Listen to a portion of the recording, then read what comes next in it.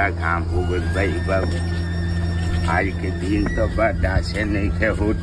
बूढ़ा का जानी केने बाड़ी। ए बूढ़ा केने बाड़ू हो? अक्का जी। ए अब हम जात है नी गाँव में। हाँ। कुछ काम बाटे तो केहू घरे दुआरे आवेला। हाँ। तो कुछ बोलल ना जाला। अच्छा ठीक है। हाँ यही चुपे रहल जाला जानते बाड़ू। हाँ तो जल्दी से चलिए अभी। हाँ हमारे घर दुआरे करे बड़ा डर लगेला। हाँ बाहरे भी बाहरी के घर बा केहू चलिए होता। केहू से कुछ बोलब ना है ना ना। ना कुछ मत बतियाई हो। गुंगा बन के काम करे। गुंगा बन जेबू न हाँ। तो कुछ बुझी नहीं तो हम तो पा जाना सो। ए काकी कहाँ बानी जी? काका जी कहाँ बानी?